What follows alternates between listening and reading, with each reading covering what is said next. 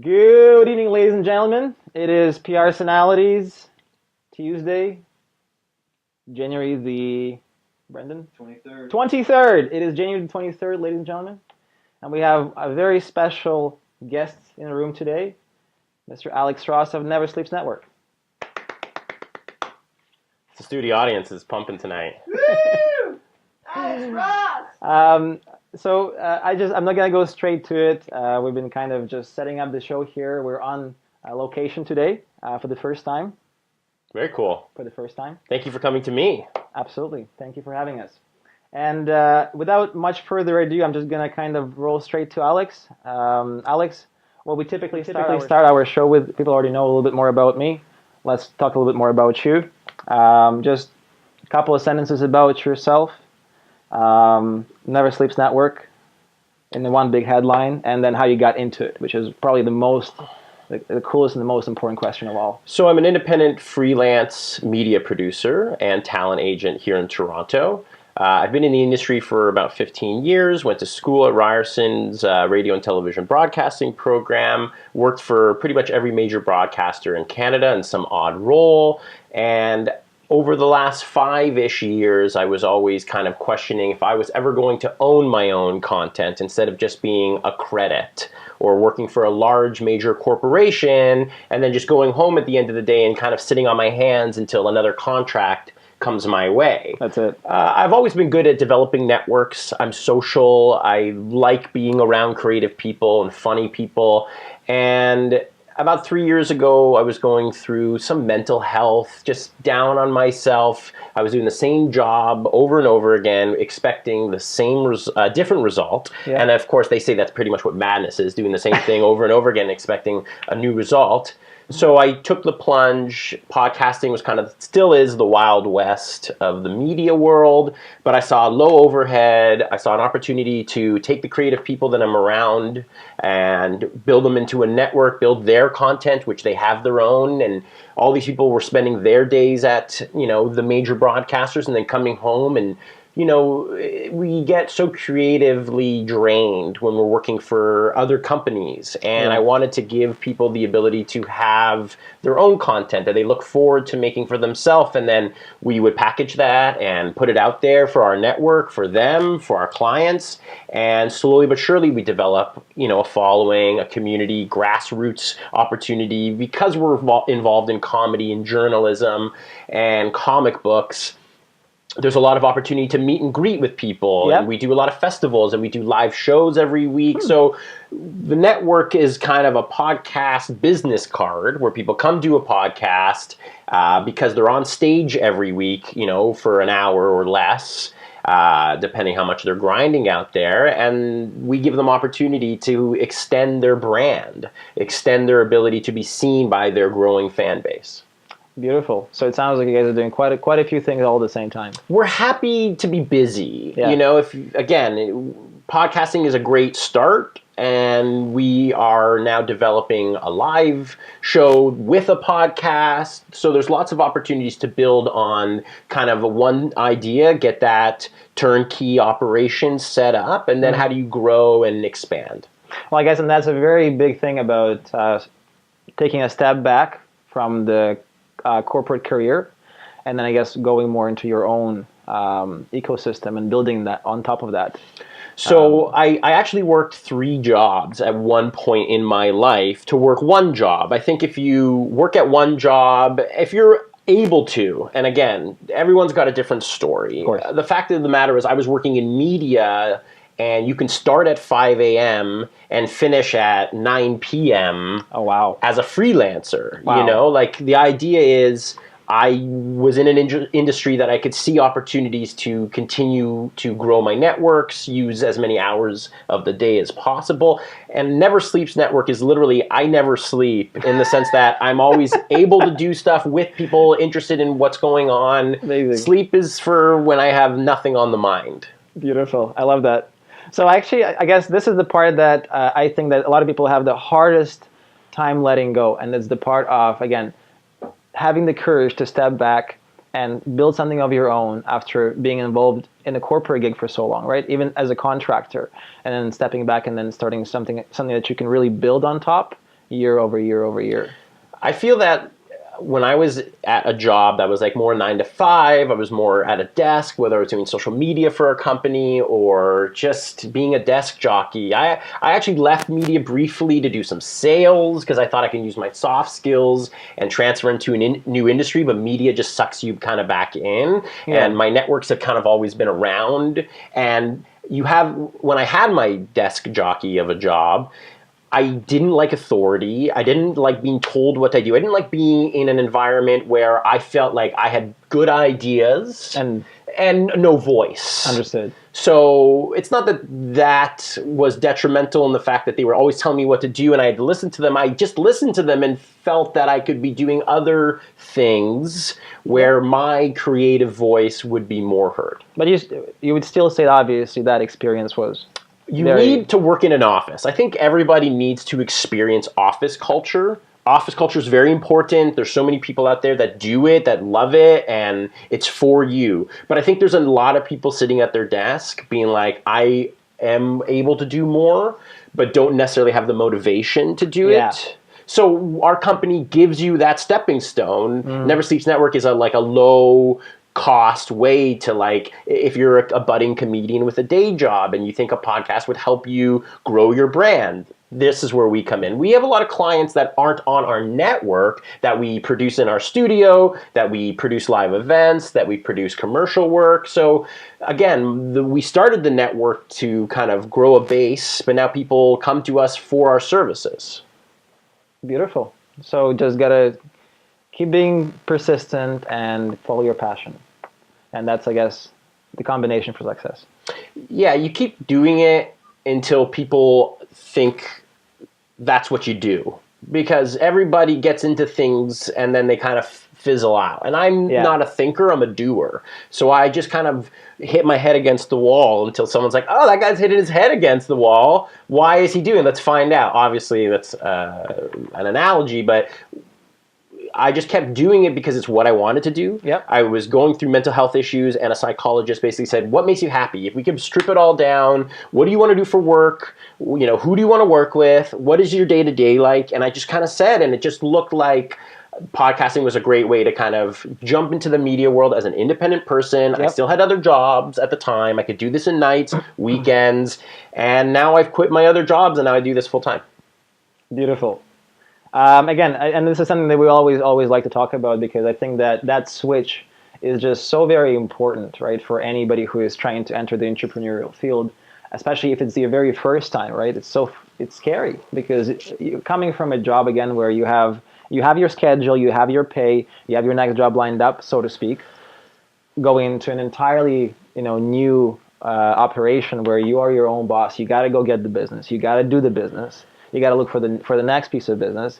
That is the part I think people have very, very hard time understanding. And so from your experience, you felt that it was almost like a natural transition? Entrepreneurs know that they're entrepreneurs. It sometimes sucks if they're stuck in a rut, but I've always been an ideas guy. Yeah. I always like the term ideation, the ability to just be able to develop ideas. So my company gives me an opportunity to mold talent, mold opportunities, and develop ideas. So that's what I wanted to do. I just had to gain trust in an industry, show that we're consistent, quality is there. I didn't overdo anything. If anything, I underdid everything, but the real business side of it is me, right? A tool, a handyman or a handy person is only as good as the person holding the tool. It's never the tool's fault, right? So this is just recording equipment, but we're bigger than that. We're a business card, we're a presence, we're a force,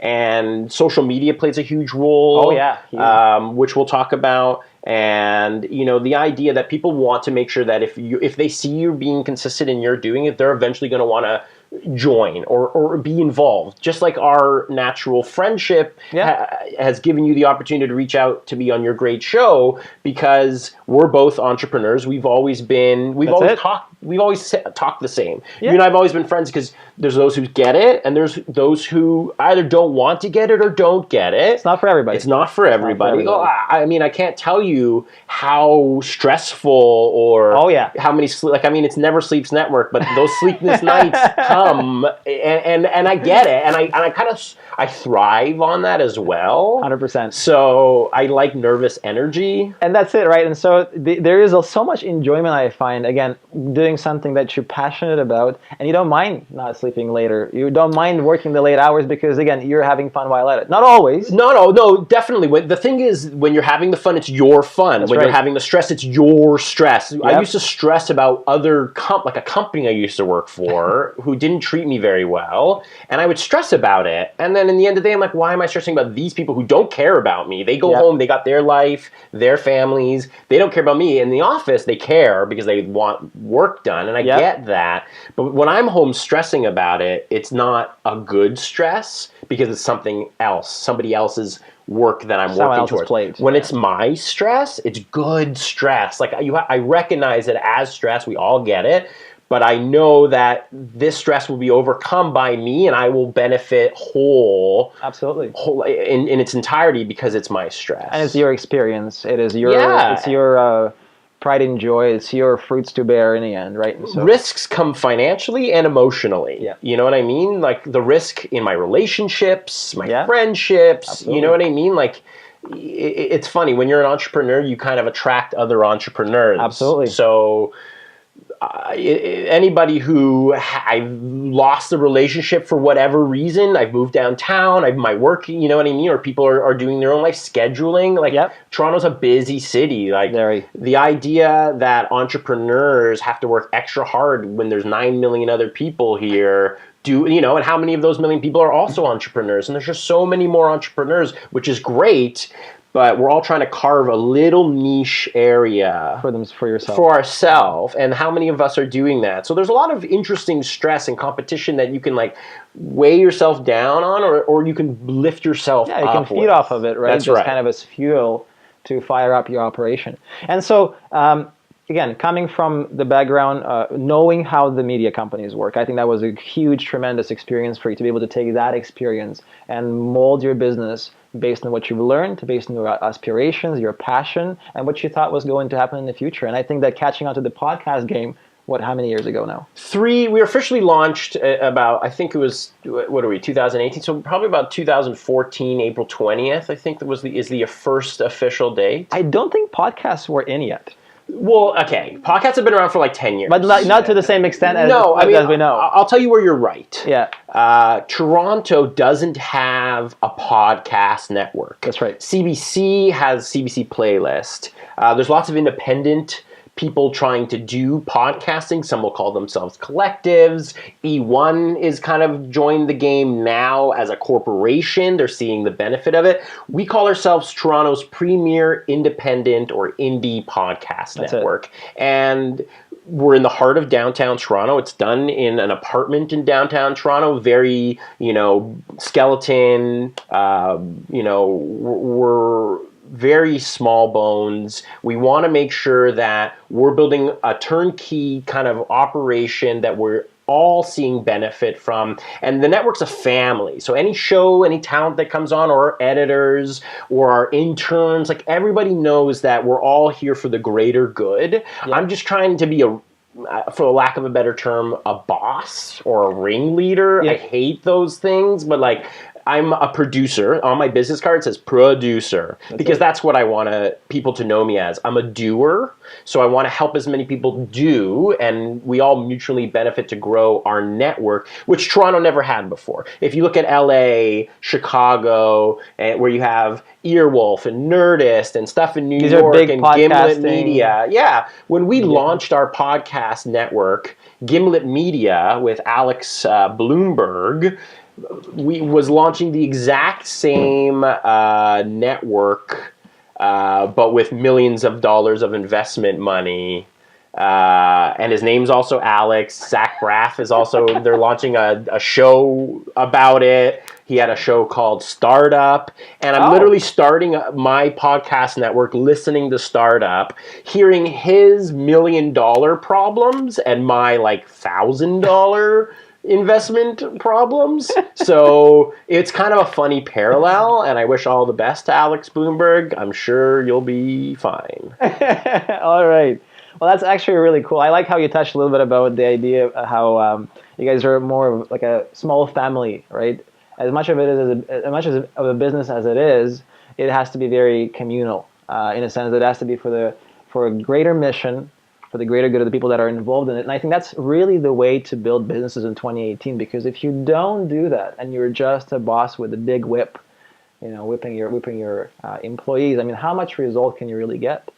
That too. Like, I mean, this is a happy environment. We're around comedians and fun journalism. So there's never really an issue of stress. Like, we have deadlines. We release an episode every day. So every day of the week. So we're really trying to make everyone as happy as possible and see how much of a benefit this is to their career working with us, and incorporating our social media teams and helping them to expose their brands. I personally have always said I don't see myself living in a gigantic mansion in Bridle Path because of this project. I see myself making a living that I can support my family with, and hopefully more families because of it. That's really the end goal. I'm content with that. Right? And enjoy what you're doing more than anything else. That's right. I want to go to work every day doing what I'm doing, the way I want to do it, with people also appreciating the way we're doing it, or appreciating the entertainment or the content we're delivering to them. I don't want to do that and go to a corporation and be their lemming. Right. So the idea really is to be able to make a living being a freelance independent media producer, working with amazing people, traveling the country, going province to province, showing off our content, doing live events and stuff. That to me is why I want to do this. I don't want to do this to have $1 million home in Toronto, which I will never have. And I know that because I'd rather make a living on my passion than spend time in a big empty hollow home. Judging by your passion for the business you're in, I think if that $1 million was there, I know where you would invest it. In us. We would invest it in us. I mean, that's the thing too, right? I've always said that if tomorrow somebody comes and goes, "Thank you, Never Sleep Network, we're going to buy all your content and continue to produce it under, Budweiser beer or like Steam Whistle Brewery," says tomorrow. We always wanted a podcast network, Metro News, whoever's available, really, we're open. Comes and says, "Hey, Alex, we love what you're doing. We want to put all of this under one media umbrella. Let's work out at some sort of idea of," and then you're the producer. You still do what you do, but you now work. That's why we're doing this. This is an incubator of talent. Yep. For those who have watched Silicon Valley, Stephen Ehrlich's the character that owns Aviato. That's how I joke about this. We're a bunch of fun, nerdy, geeky people doing fun, nerdy, geeky niche topics, comic books, comedy, wrestling, video games, sketch comedy, stand-up comedy, with some of the best guests and hosts in the country. If you look at our Instagram, amazing. Everything's Never Sleeps Net. Look at our social media. You can't compare or compete with the guests that we bring on into this downtown apartment in the middle of King West. It's all about the quality. It's not about the. That's right. The dollars, some people want. We've had Michelin star chefs come in on our food show, and I'm always like, these guys are getting $1,000 a diner. Someone to come into their restaurant, and I always think sometimes they're going to be kind of shocked at first how lowbrow this may seem, low key this may seem.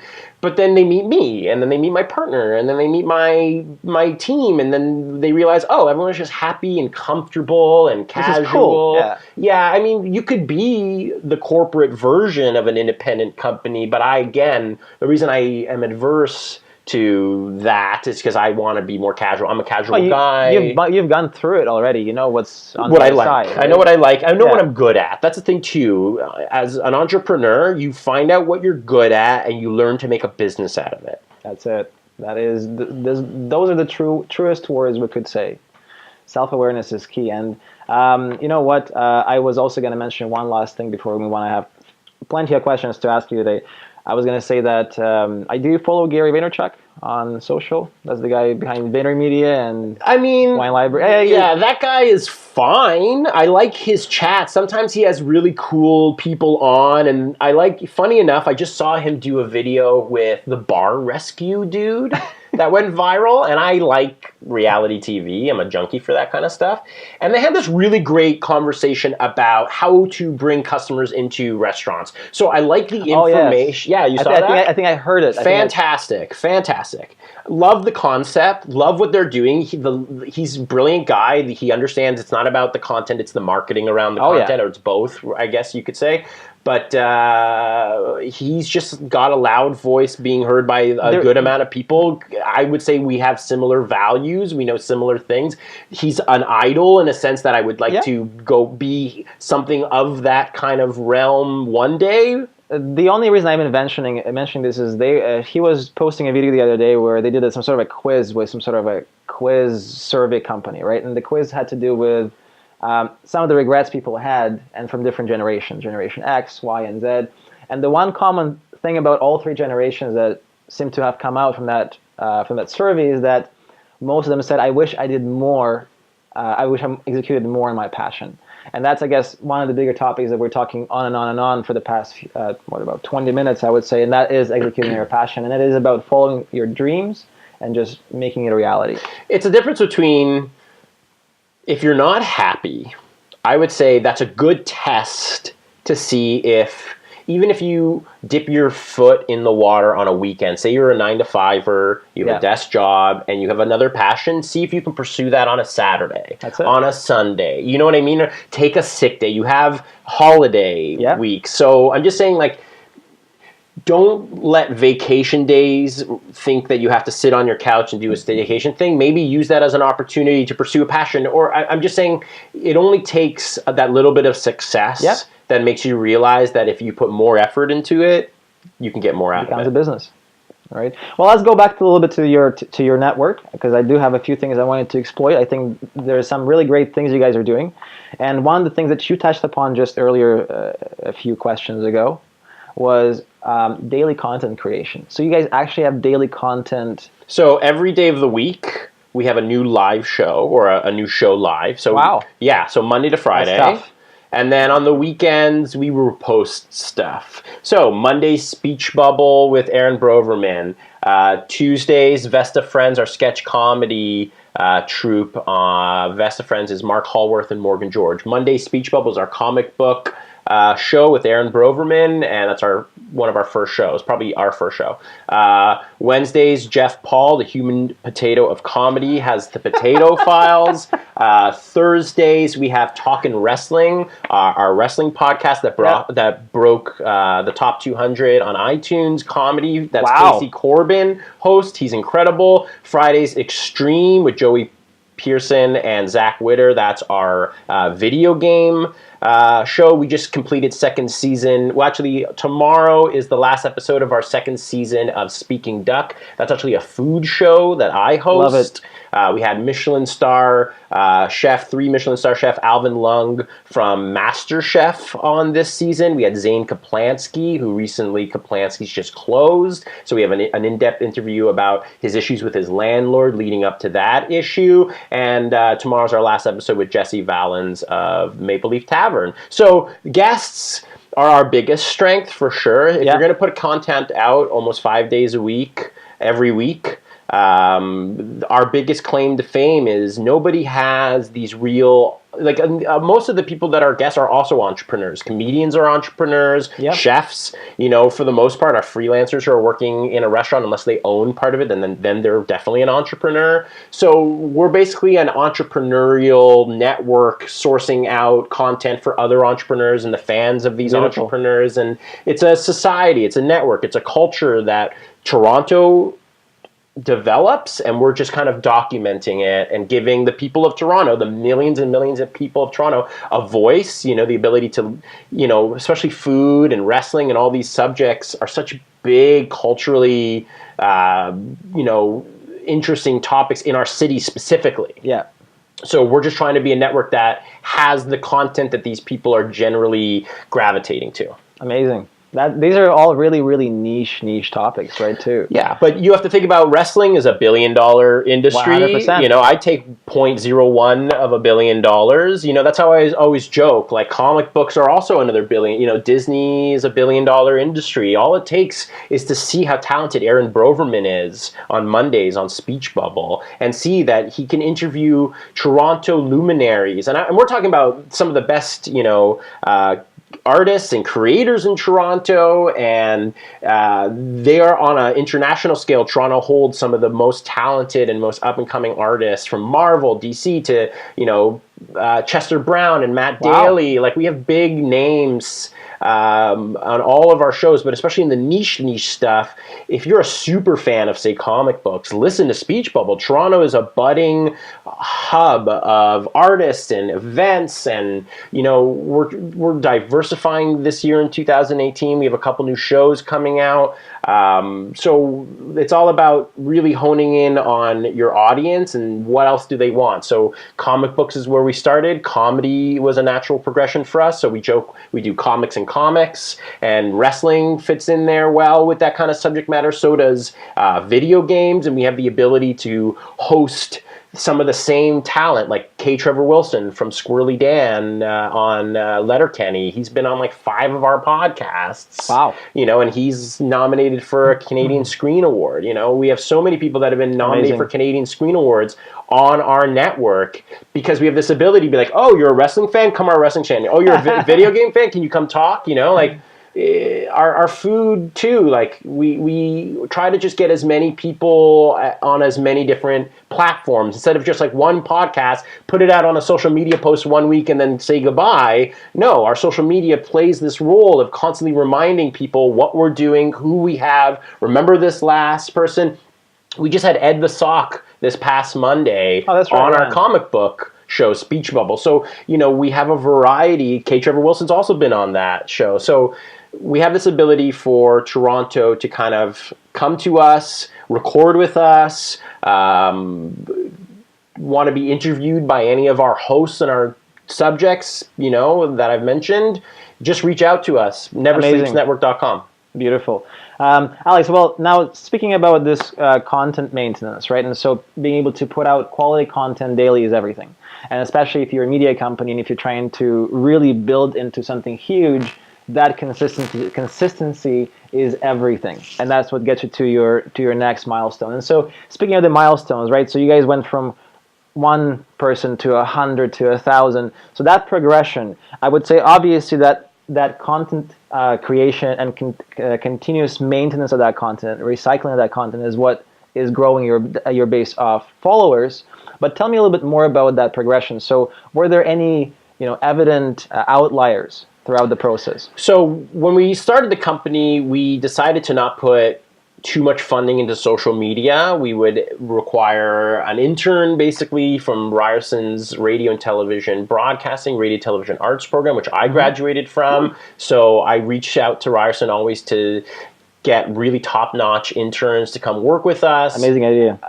Well, it's part of like, I want to give back because I was in that position, and they're talented. They're like ridiculous, more talented than I am. Their age, what they know, the technology that they understand at that age before. Like, even to this day, I don't know half the stuff. And I know that. I know it's, as an entrepreneur, you know what you are good at and what you need assistance in. So we just were very heavily producing our own social media content. So our own podcasts, our own live stuff, and then our own social media. And my girlfriend was doing it, I was doing it, our interns were doing it, everybody was doing it, and it just sucked up too many people's loose time. And you know, if there was ever an issue, it would that trickle down effect. It was hard to maintain. So about 7-ish months ago, we decided to hire a social media team to work with us. They're called the Social Smiths.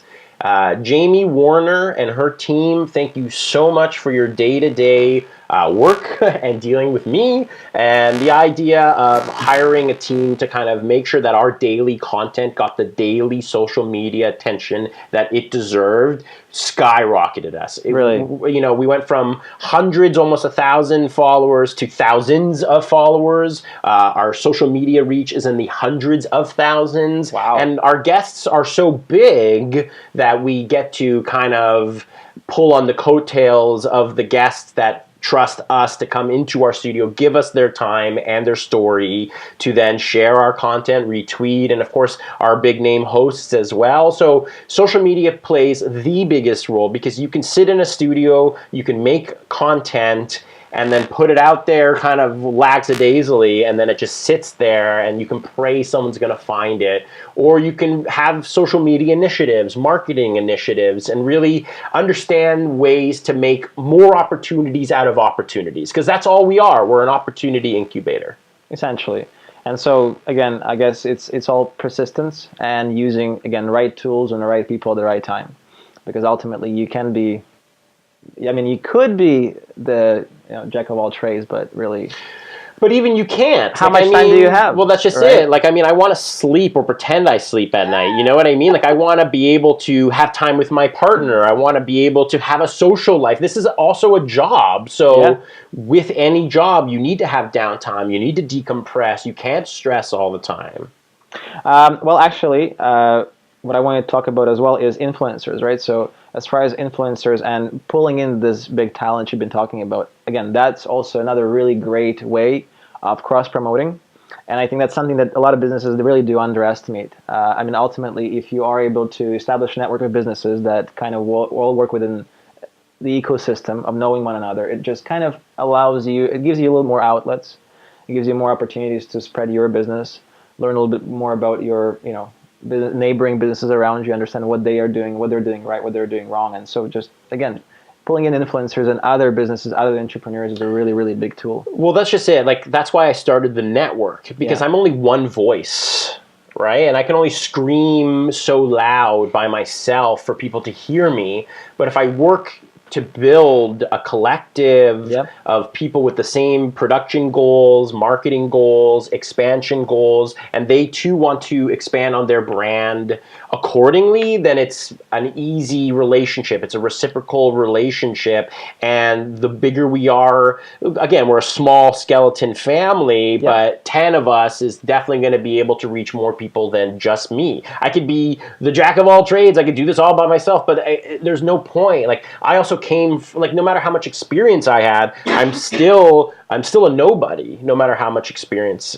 I had. So I had to use the people that trusted me in my inner circle to then grow our outer circle. I like that. I'll take it. Now, also the other great outlet we spoke about earlier was, you said something about live events, live not acting, so live comedy, I guess, right? Yeah, we do a lot of live comedy. We do live sketch with our troupe Vesta Friends. So every Wednesday at the Underground, 670 Queen Street West, our host from the Potato Files. I love that name. He does probably the most popular during the week live comedy show. Oh. Yeah, 9 p.m., 670 Queen Street East. Jeff Paul, Dope and Mike. So all of our comedians are touring. Vest show in town. That's in February coming up. At the Comedy Bar, Vesta Friends, the sketch troupe that is probably the most awarded and most known in Toronto. Wow. They have a sketch comedy podcast to help fill the seats up at our live show. We do a lot of live shows with Humber College, School of Comedy, who sponsors Vesta Friends. So I want to say thank you to our sponsors. Amazing. Humber Comedy for Vesta Friends. We're also going to be featured at Sketchfest March 1st to 11th. Check us out. We have 2 shows for Vesta Friends. We're also going to be doing a how-to podcast sketch comedy course at Sketchfest. That sounds amazing. That sounds cool. So that's just it. It just shows that the network of podcasting has given us so many more opportunities. We got more live opportunities. We're now teaching how to do our experiences. And so the whole live event, that's this entire other section of Never Sleeps Network. It's all part of the network, right? The podcasting and our website is our business card. Yep. Our social media is the way to say, hey, look at our business card. And then our live events are like, hey, our podcasting worked, our social media worked. Now you want to see us live? Here we are. Or you saw us live and you want to, on your commute, hear more from this comedian or this sketch troupe. It's here. Like they're all Amazing. Interconnected in the network. That's really great because again, you know, a lot of people they get stuck on one idea that they only want to do one thing, and then they completely close their eyes on everything else. I like the fact that you guys are actually being very aware of what's available and just capitalizing on it, right? Opportunists, right? Like, I mean, that's the thing. Podcasting is a low overhead way for us to get our foot in the door, and then our foot is now in the door to create more opportunities. Beautiful. Now, this is a lot of things, right? So, interesting question is, how many people are involved in Never Sleeps Network as a group, as a working family? I mean, I would say anywhere between like 10 to 12-ish. I mean, we also have a whole social media team too, so anywhere, that's you know, they're separate. That's a few more people. Anywhere between 10 to 15 on any given day. But again, we're all freelancers. We're all independent, right? So this is not necessarily a full-time job for everybody like it is for me. Yeah. So they come and bring in their time, their effort, what they need. And that's also what's important to know is we give you the opportunity to use your spare time in your career to help grow your brand. As an outlet. Right, because if you're growing your brand only by yourself all the time, that can get tedious, that can get stressful. So we give people an opportunity to invest in themselves to help grow their brand, whether that's through podcasting, live events, or even just social media. And we also produce podcasts that don't end up on our network. So if you're just a business, you know, if maybe you're a professional or a professor of sorts and you want on your website a series of podcasts or weekly interviews, you know what I mean? Like, we're happy to offer our services to anybody, and that's how I make my freelance income, right? Like, the network is for our talent, and then I still have a job. So you guys actually have gone out and you have set up podcasts for businesses. And that's very interesting. So this is, I guess, becoming more popular now? Yeah, podcasts are a great way, even just because of how popular podcasts have become. Yeah.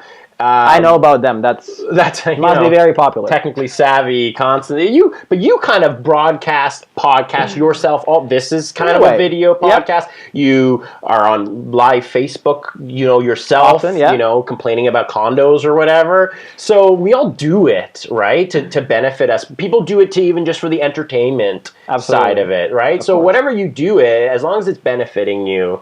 What was the question? Where were we going with that? How many people? Then we're talking about the team.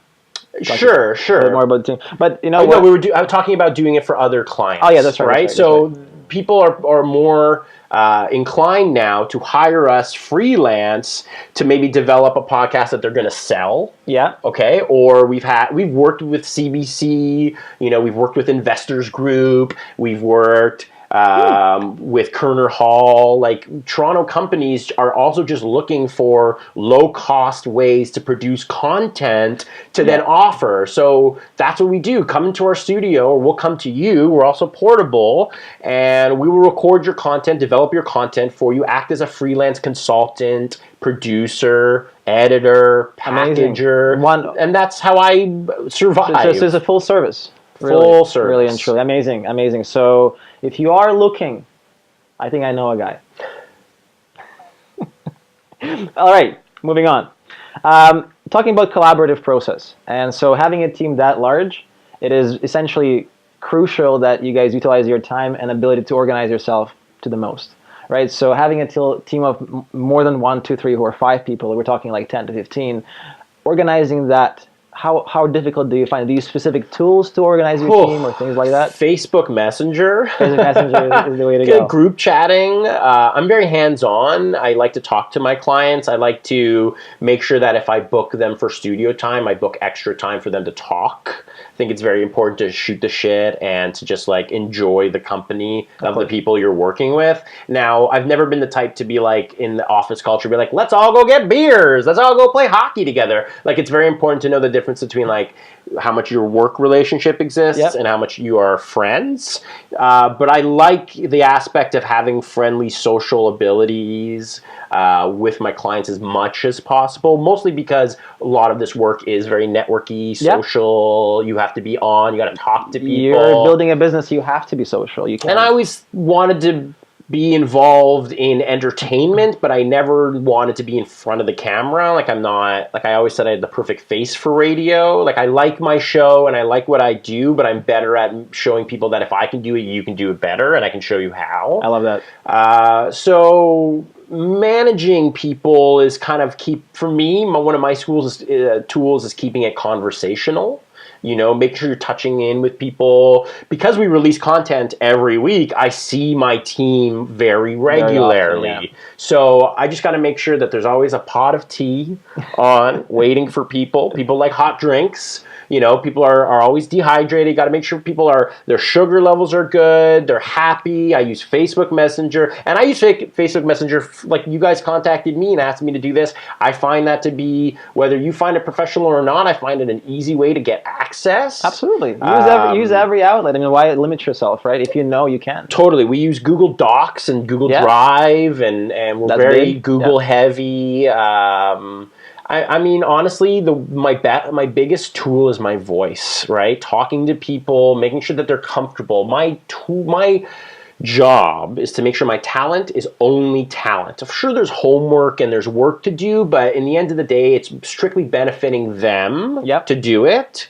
And the hard work that they're doing is, as an individual, is for them, for us, for the big picture. But in the end of the day, I want to make sure that I'm the producer, they're the talent, and they are only doing things that talent should be doing. The second they're bogged down with anything else, my job is not done correctly. I love that. And that's another, probably one of the hottest topics in business. It's, what do you delegate and what do you do yourself, right? And so again, you said this earlier, you said I may be an A+ producer, but I might only be a B+ editor. Well, how do you find that side of it, right? So I find that delegating, you should be trying to delegate 90% of your work if you can, because if you're only good at that 10%, that's all you should be spending your time on.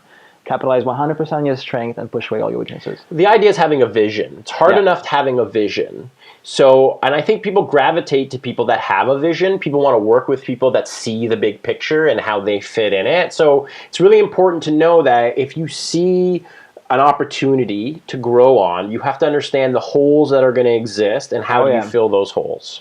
And finding the people that you can trust. Trust is everything. I mean, and you all get burned. Like, you're going to get burned, but I think it's not about worrying about if you're going to be burned. It's about how to bounce back. Always making sure you have a plan B, C, D. And also learning, right? So it's all learning. Working with people and developing your team, developing people you can trust. That's part of the job. That's part of the job description that nobody knows about, right? You have to invest into people.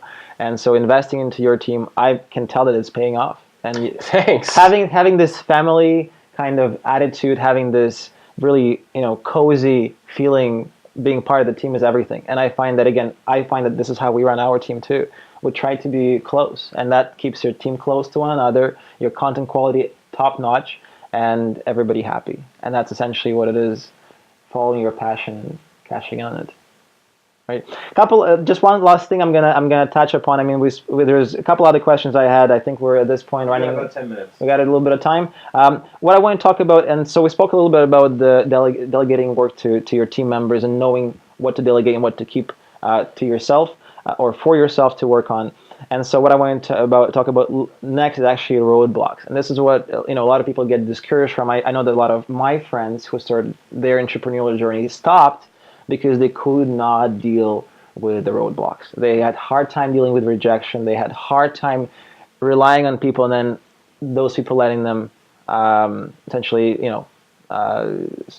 losing my thoughts, the trace of thought. Well, I'll tell you how I see it. Yeah. It's like going to the gym, right? Like we all want to go to the gym. We all want to make that a priority. And then you'll go for a little bit, and then you'll hit that roadblock, Like, and then you'll be you start losing motivation. You lose motivation, and people want to see success right away. Of course. We live in this technological world now where Instagram celebrities are famous overnight sometimes. And for whatever reason that is, I think to expect that in hard work is few and far between. It's a very fine line between thinking I'm going to be successful overnight and working hard to gain that success. And I never had the viral success. So I knew if I just continued to do what I was doing consistently and build from there, I'd eventually make a product that I was proud of and that I can promote and try to reach those numbers.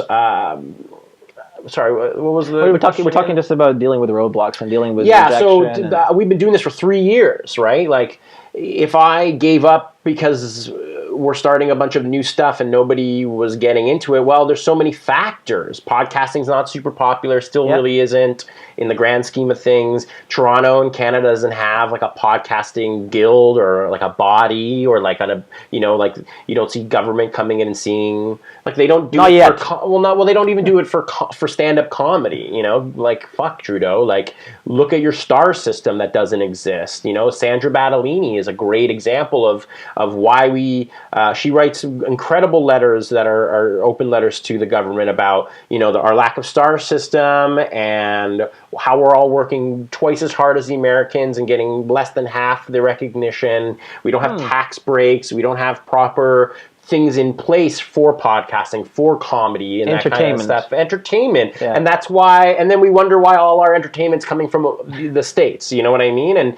And because, things like Much Music saw a model where they can get the same kind of programming for cheaper, but now Canadians don't have an identity. So what we're trying to do is build that identity independently, because obviously our government doesn't see a need to do that outside of the CBC. So if we can build up our own stars independently and grow it on a Canadian scale, Toronto scale first, and then grow and then see where we can go, only we have the ability to do that. So our roadblock is essentially to think that any of our shows are only going to be successful in 6 months, a year, no question. Like, it's silly to think that we're going to be viral overnight. A lot of us are local touring people that have fan bases in Toronto, but even so, the Toronto numbers are small compared to California or anywhere else. So, just population-wise, right? We're talking like 10 times. What we're trying to do is build our name as a network, and if people start seeing that, it takes a year, takes 2 years, takes 3 years. Even now, we're only finally just starting to see major successes. And you could see roadblocks in the 3-month mark, the 9-month mark. And if you're ultimately thinking that success is a number or a value right off the bat, then you're going to have a lot harder attempt at gaining that success. I mean, just in my opinion, I think you'll have a hard time living your life. Yeah, that too. I mean, good for you if that's what motivates you and drives you and that pushes your success. But a lot of people don't understand that a big roadblock is burnout. I think I'm very, very lucky and special that I'm the type of hyper person that can manage all this. And I have a team that I couldn't do without them. And I basically nowadays, because they support me so much, because I've delegated and now I trust them, I can sleep a little better, you know what I mean? Like, and I thank them all for it. But your biggest roadblock is trying to see success right away. And I wish that was the case, but someone said something to me this year that I thought was so perfect. If everybody knew the formula to be successful, everyone would be successful. Very true. But there is no formula. No. Everybody's story's different. Everybody's cut in the industry is their own. You have to make the best of your roadblocks, right? And so that's the other thing that I also find more as I run businesses and do things. Like, you have to take those roadblocks as a blessing, because sometimes that's essentially an opportunity for you to either shine and thrive on that roadblock and overcome it, you know that it's not going to ever bother you again because you overcome it in the past. You can do it again if it comes back to you, right?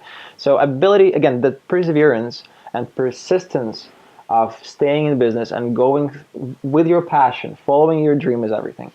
When you have a roadblock, it's telling you that you're working towards something and something's trying to stop you, right? And there's roadblocks in everything. You can either do nothing and have no opportunity and have no work and not be doing anything, and then there's no roadblocks. There's no roadblocks. It's like trying to dig a hole in the ground and you hit a stone. You're like, oh shit, I'm done. Like I might as well just go home now. That's right. So you can't stop on that. You have to chisel at that stone. You got to pull it out and you got to move on. And I think that's another great thing to take away from today. Now, this is I was really waiting for this question, and I think this is the best one on my list.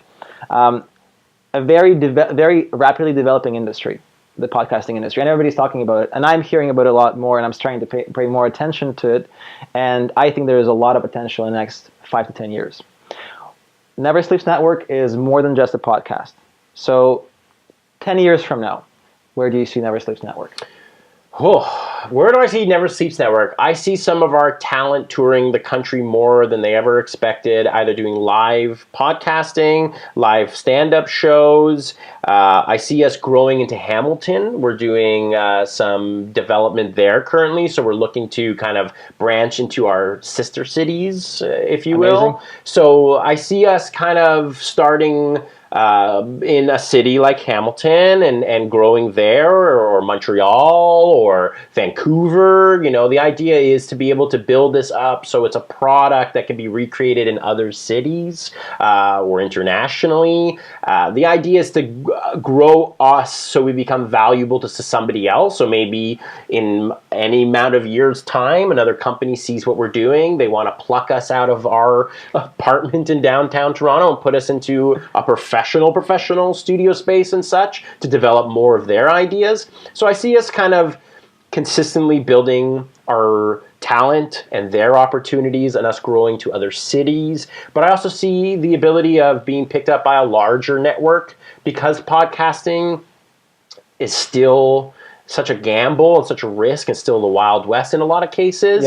There's definitely going to be an opportunity when a big company finally sees the benefit of kind of snagging up all these different content developers and putting them under one roof. So, I mean, those are a few things that I potentially see for us in 5 to 10 years. But again, I also see us doing what we're doing and developing our audience and our growth and our sponsors. I want to thank more of our sponsors, Harry Tarantula at Speech Bubble. Check them out at Young and Steels. The sponsors mean everything to us. And the more we can offer, our hundreds of thousands of social media reach to potential sponsors, this becomes more of a living for more great talent, producers, journalists. More passionate. In Toronto. Yeah, more execution on the But here, especially, if you want to see more content in your own country, in your own city, you want more live events, more comedy, more people with passion doing incredible work on stage and on podcasts, that's what we're here to do for 5, 10, 15 years. And that will change and evolve, and we accept all change and evolution. You have to, right? And I love the answer, because really I think that is something that also a lot of entrepreneurs don't think about. It's where do you want to be in 5, 10 years? Because if you don't know, well, it's like walking a map that has no destination. Right, and so having that plan, I love this. This is great. I mean, this is about as good as an answer as I was expecting. But having that plan and being able to execute towards it is everything, and that's what makes your business. Ladies and gentlemen, we're coming close to the end of the show. Alex, I'm gonna do a traditional routine. At the end of every show, we'd like to give our guests an opportunity to give those entrepreneurs that are striving in the similar industry as yours a couple of tips. I mean, there's been plenty of them, but I'm going to kind of let you put out the golden path. Don't be afraid to reach out to people. Facebook, social media, people have a really amazing ability to access anybody. Don't be afraid to message people. We started just messaging as many friends and friends of friends and people we didn't even know. showing them that we had passion and interest in helping them get their word out and helping cross-promote our stuff. So don't be afraid to reach out to people, shake hands, kiss babies, really put yourself out there, because people like vulnerability. People want to know that you're passionate, that you're good at what you do. People want to trust the person that shakes their hand, understands that what they're saying is what 100%. They mean. And don't be afraid to reach out. And don't be afraid to reach out to other entrepreneurs. Don't be afraid to reach out to your idols. So somebody that's doing this, your passion, but maybe in another country or another city, reach out to them. Email them, bug them, tweet at them, get them to know that you are almost idolizing them and their work is benefiting your work, and how we want to hear it. I had a message today from a fan in Switzerland. Oh, wow. That likes my food show. And I do a food show called Speaking Duck. I love food. I love the food industry in Toronto, in Canada. And to get a fan from Switzerland say that he's now loved this one episode and he's going through every single episode, that's success to me, and that's why I do this. And even if it adds to my production, my freelance, whatever, my fan base, our fan base, that's why you do it. So keep reaching out to people. They'll reach out to you, and be nice to everybody. That's it. Ladies and gentlemen, that was Alex Strauss of Never Sleeps Network. I believe we have the handles right at the bottom. Please do follow, share, subscribe, comment, listen to podcasts, support Canadian, support art, support entrepreneurship. This was your host, as always, Konstantine Polyakov, the Pocket Broker, and Alex Ross. Thank you, Alex. Thanks for having me. Thanks, guys. Have a great night. Thank you for watching. That was PRsonalities. And we hope to see you in 2 weeks when we get to shoot yet another episode of this show. Meanwhile, you should probably like, share, and follow all of our social media accounts. That would be Facebook, Instagram, and YouTube, where we will be posting a slightly better version of this exact same episode. See you soon. Bye. What are you doing here? Who is producing the show?